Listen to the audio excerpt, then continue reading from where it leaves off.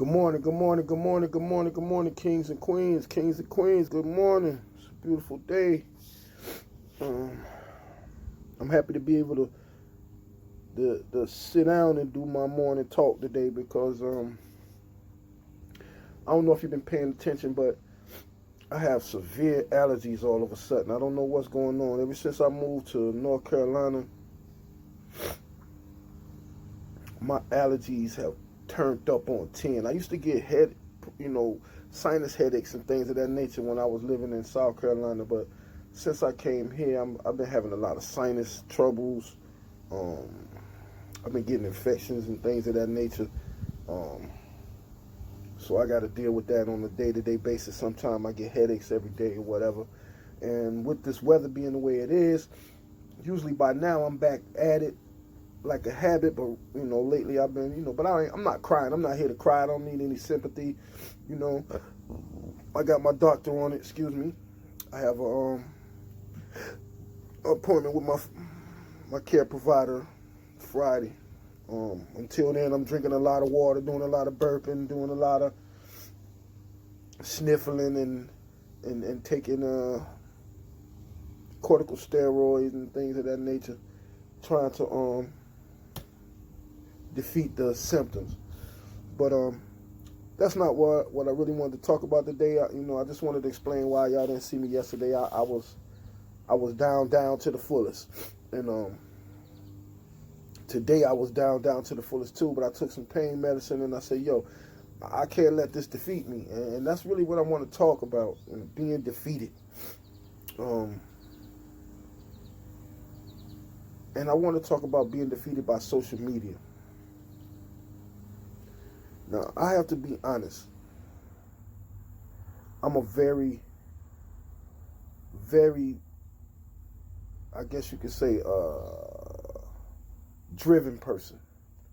I've never let anything stop me in life. I mean, I tried my best to do things regardless to my circumstances. That's how I've always lived. My mother raised me that way. Not to believe things that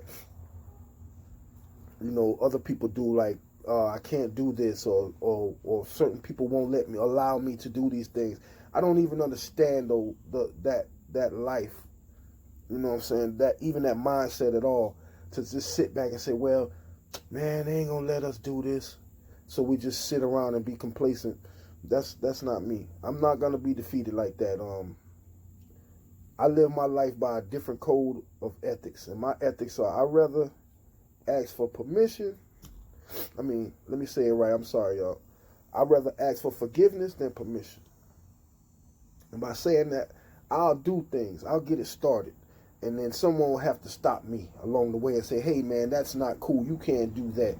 By that time, I'll probably accomplish my goal, because I've learned that social media can kill your vibe, man. It can kill your drive altogether.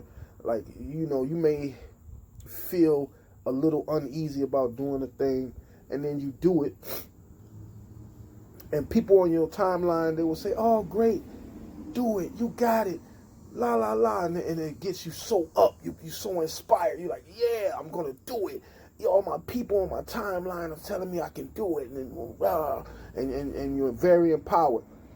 And then as soon as those likes and those words of encouragement stop,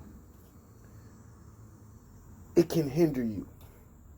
Now, not everybody. Some of us can keep pushing on to the fullest, but some of us, when we count on social media to uplift us, to give us the energy that we need, it's detrimental to us. We got to stop looking to be coddled as adults, because that's a bad thing in a way. You might say, wait a minute, what do you mean? We're giving people upliftment. Yeah, but if it's not a constant upliftment, it can hinder them, because once people stop giving you the words of encouragement, you begin to think maybe you're not doing the best you can do.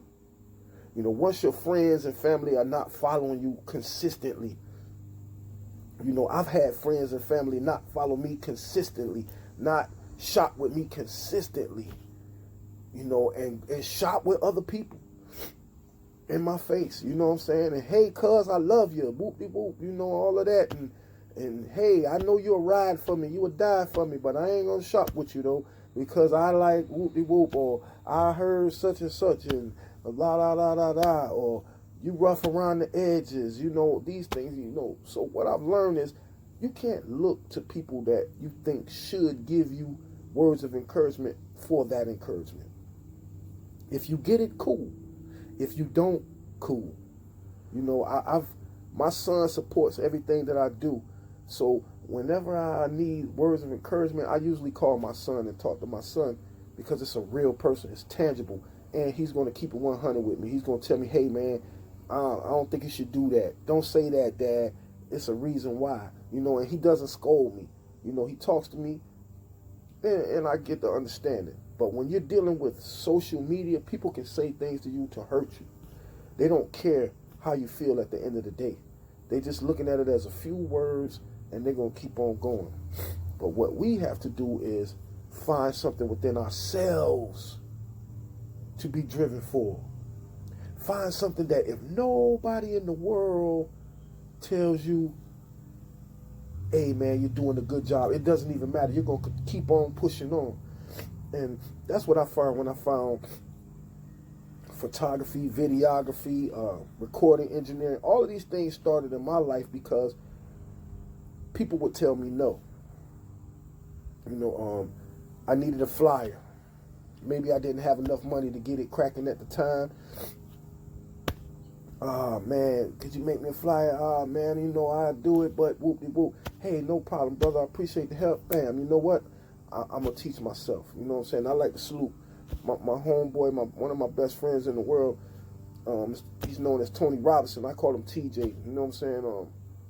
Back in 96, 97, I want to say maybe 97, 98, I went to Atlanta to rethink my life, you know what I'm saying, to get away from things that I had done in Florence. And I went to Atlanta, and he got me my first job down there working at FedEx. And then after a while, that job ended, and they all had another job, and I didn't get that job. So they had two things there at the house that I decided I was going to teach myself. One was the MPC 2000, which is a beat making application. It's actually a beat making system. It's like an actual physical thing. It's not a computer. Well, it's a computer within itself, but it's not like like Fruity Loops where you use an app on the computer. It's an actual thing. So I taught myself how to use that, and they also had a program by the name of Photoshop. And I think at the time when I started, it was like Photoshop 3.0. And while they were at work, I would sleep. And while they would sleep, I would teach myself Photoshop. So I became a graphic engineer teaching myself these things. Everything that I know, I taught myself because people told me no, or no one would teach me. This is the energy, the vibe you have to have in order to be successful. You might say, well, are you successful? Well, I am successful in my own right. I'm capable of making money to provide for my family without having to do anything illegal. And for me, that's a great success. Whether I make $1 million or whether I make as much money as the next photographer or the next videographer, these things are not what I consider success in my life. Success for me is being able to provide without having to do illegal things, because I come from that background. Now, for you, it might be something totally different, but what I need you to understand is only you can motivate you. You can look at other people and try to get dedicated, but that's going to wear off because that's their walk. You have to find what's within you that's going to drive you. That's going to make you keep going regardless.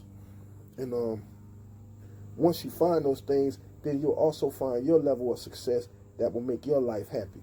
Sometimes you might see somebody else throwing parties. They might have 1,000 people at their party. And for them, that's a success. But for you, you might have 50 people at your party, have a quality party, and accomplish the goals that you set forth.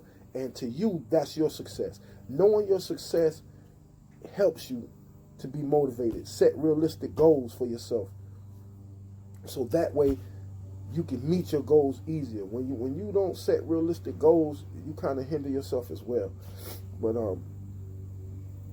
this outside is starting to kill me. But I did want to come through and give a shout out to everybody out there doing their thing, out there trying.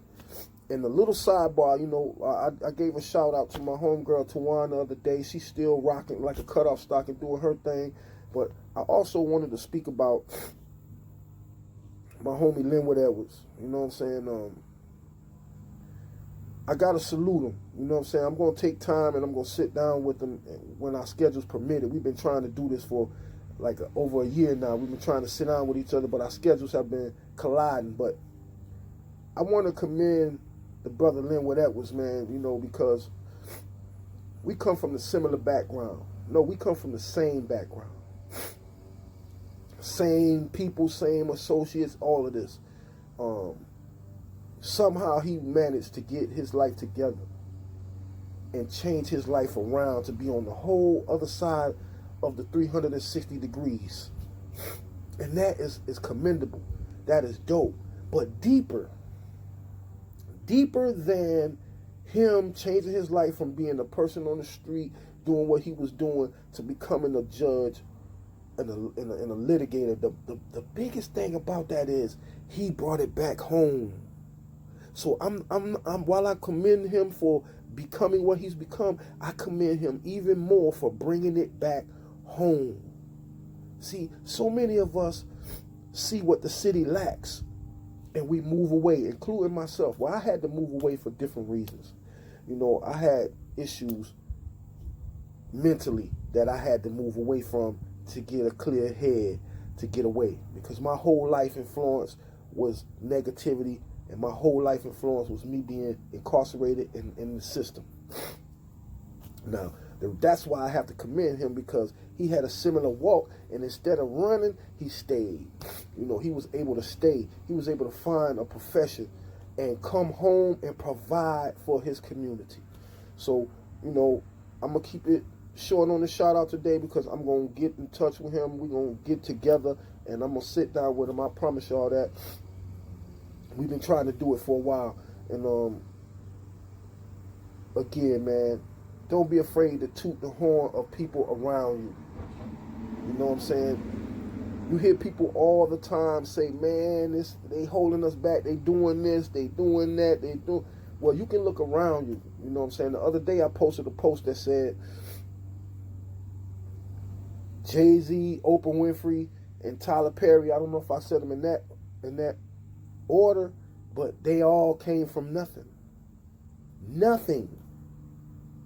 Jay-Z selling crack, living with his mom in his crib, living the same life we were living. You know, Oprah Winfrey comes from modest beginnings. Tyler Perry slept in his car writing plays when we were laughing at his DVDs and VHSs, saying that his form of entertainment wasn't nothing, but he kept moving through all the scrutiny. They said he stole his style from somebody else and whoop-de-whoop, but he kept pushing and kept doing his thing, and look at him today, from nothing. So when I hear people say, you can't make it coming from Florence, you know what I'm saying, there are examples. There are many examples, you know what I'm saying, and more than sports athletes and more than, you know, just those type of things. There are people who are making it. Like Linwood is one of those people.